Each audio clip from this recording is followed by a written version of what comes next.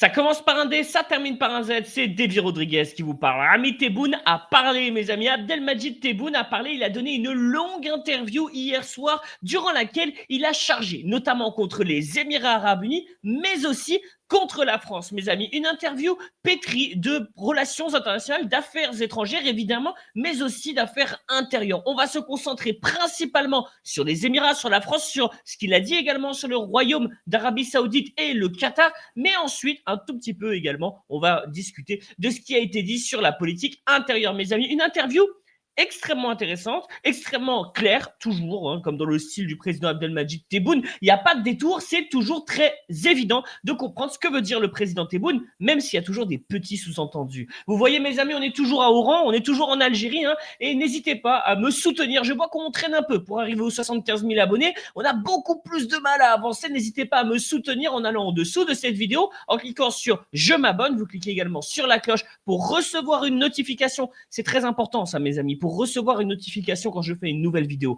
Mais également, cliquez sur le petit pouce vers le haut et laissez-moi un petit commentaire. Ça me fait toujours très plaisir. Je les lis et j'y réponds.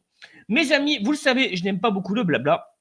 Alors, on va rentrer dans le vif du sujet. Alors, le vif du sujet, il est ici. Mes amis, vous le voyez, le président Abdelmajid Tebboune s'est donc exprimé hier soir, donc ça c'est AL24 qui nous en parle. Le président Tebboune s'est donc exprimé hier soir sur les chaînes de télévision publique et à la radio algérienne. C'était un message préenregistré, donc c'était une interview qui n'était pas en direct, mais néanmoins qui avait une certaine spontanéité, une très grande énergie, et je trouve que c'est assez intéressant de parler notamment de la question des relations internationales du président Abdelmajid Tebboune. Alors, on a eu une interview, vous le savez, notamment sur la question des Émirats Arabes Unis. Alors, le président Tebboune nous a dit, et je vais essayer de vous le traduire en français en même temps, he called it a minor state, c'est-à-dire qu'il a dit que les Émirats Arabes Unis étaient un État mineur, ce qui, je crois, en arabe se dit douila, était un État mineur, et il a dit, nous espérons de ne pas regretter le jour où nous avons rencontré les Émirats Arabes Unis. Lorsque nous avons connu les Émirats Arabes Unis, il a tapé très fort sur les Émirats, qu'il a accusé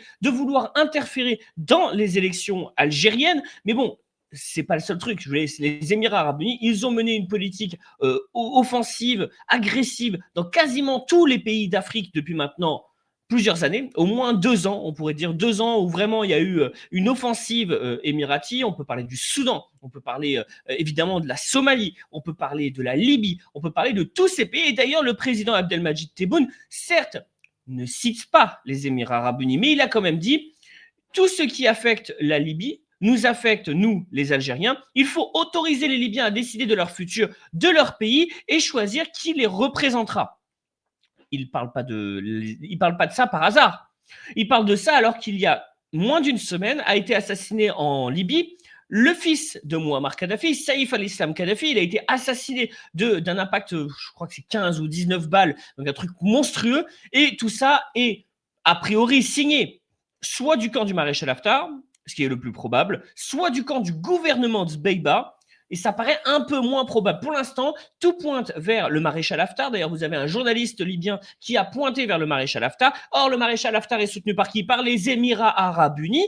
Pas que, mais aussi par les Émirats Arabes Unis, principalement d'ailleurs par les Émirats Arabes Unis. Et donc les mots du président Abdelmajid Tebboune à ce sujet ne tombent pas par hasard, vraiment pas par hasard. D'autant que il y a quelques jours, maintenant, c'était hier d'ailleurs, le même jour, juste avant son interview avec ces journalistes, l'Algérie a donc décidé de mettre fin à la convention aérienne entre les Émirats Arabes Unis et l'Algérie, signée en 2013, ratifiée en 2014. Et c'est un accord qui était extrêmement important. Il permettait aux compagnies, pourquoi c'est très important? De quoi peuvent s'enorgueillir les Émirats Arabes Unis? Leur plus grande réussite, ça reste leur compagnie aérienne. Mis à part le gaz, le pétrole, ça reste leur compagnie aérienne, Emirates. Emirates, si demain l'Algérie met fin à cette convention, et c'est le cas puisqu'elle l'a décidé, eh bien, Emirates ne pourra plus survoler le territoire algérien, ne pourra plus faire d'escale en Algérie, et ça me fait rire, et ne pourra pas embarquer ni débarquer quoi que ce soit sur le territoire algérien. Et ça me fait rire de voir certains comptes sur les réseaux sociaux, pour ne pas les citer, des comptes des voisins de l'Ouest, dire ah oui, mais qu'est-ce qu'on en a à faire? Qu'est-ce que Emirates en a à faire de l'Algérie?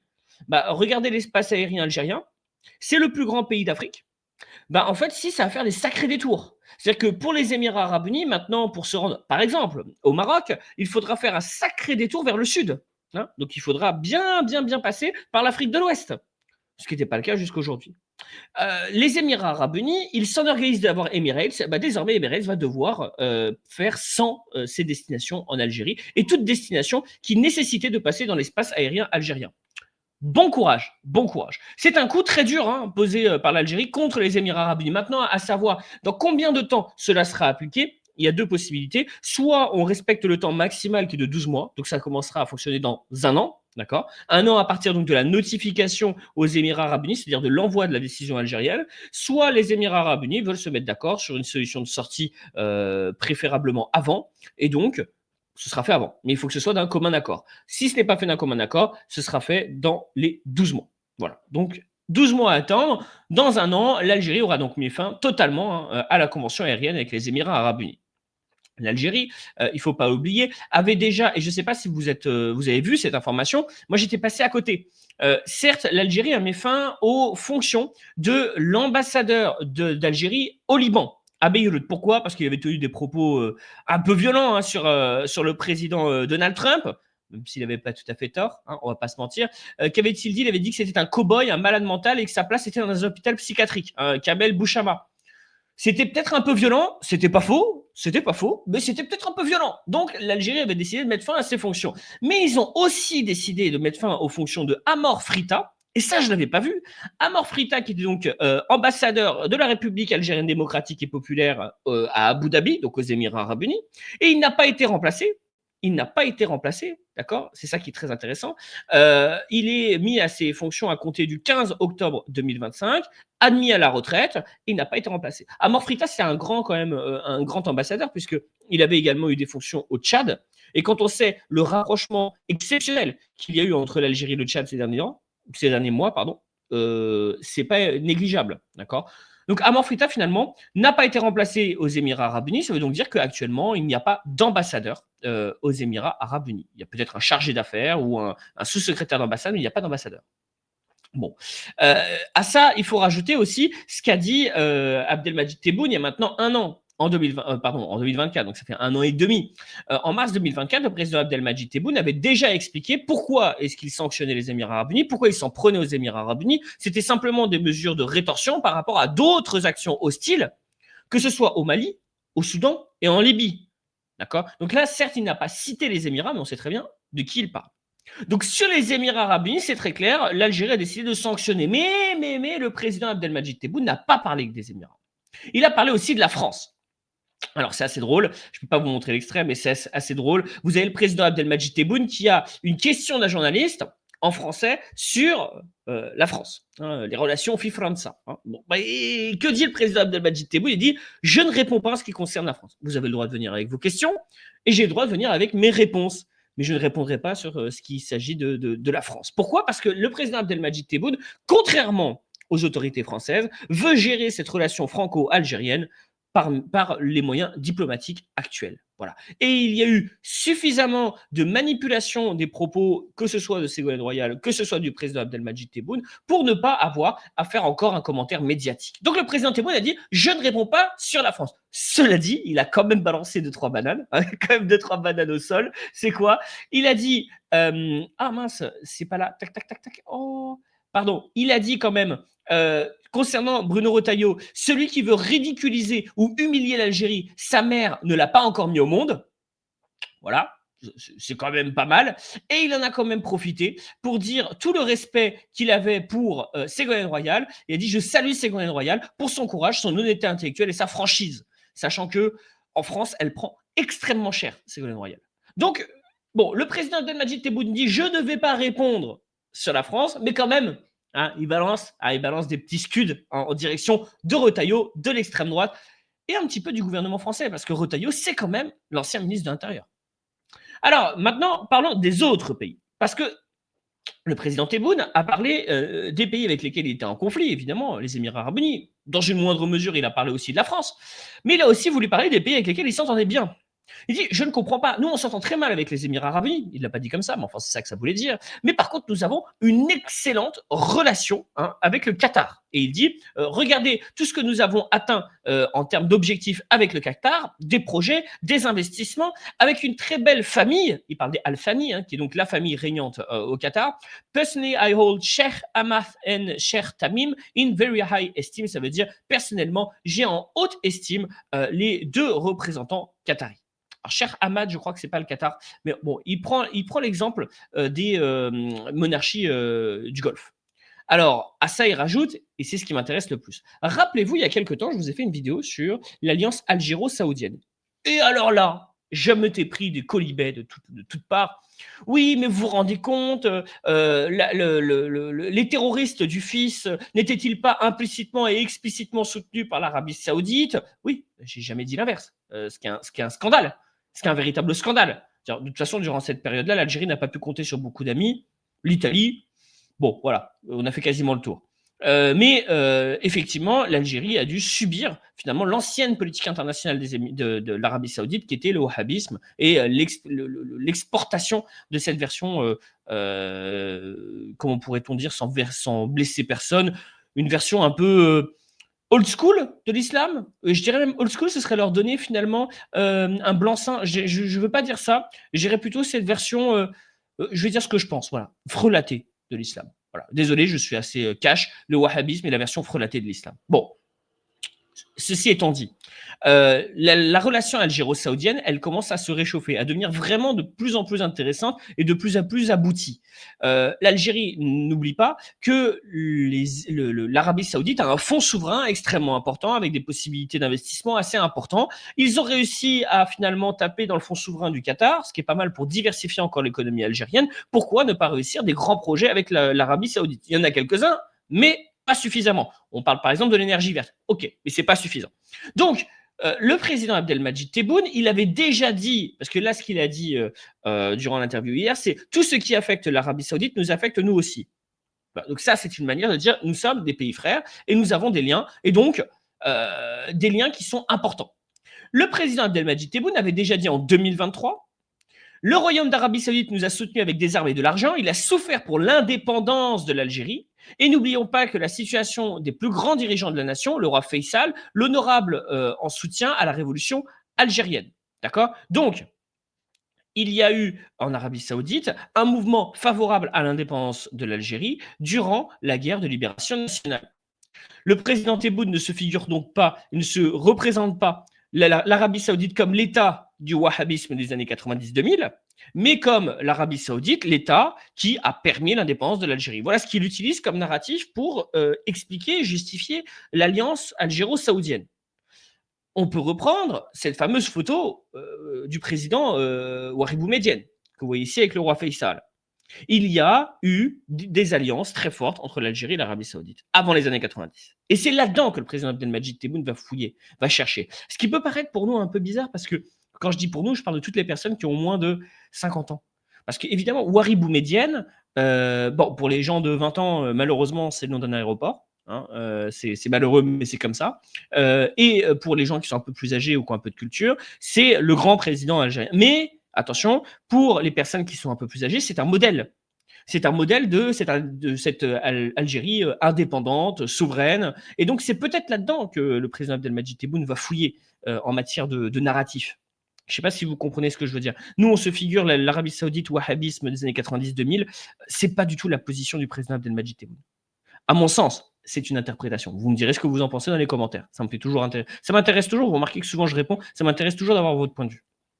En tout cas, le président Abdelmadjid Tebboune s'est dit l'Arabie saoudite, regardez, on s'entend très bien avec les Saoudiens, on s'entend très bien avec les Qataris, il n'y a que les Émiratis qui nous font chier. Je résume avec mes mots. Évidemment, le président Tebboune n'a pas dit ça.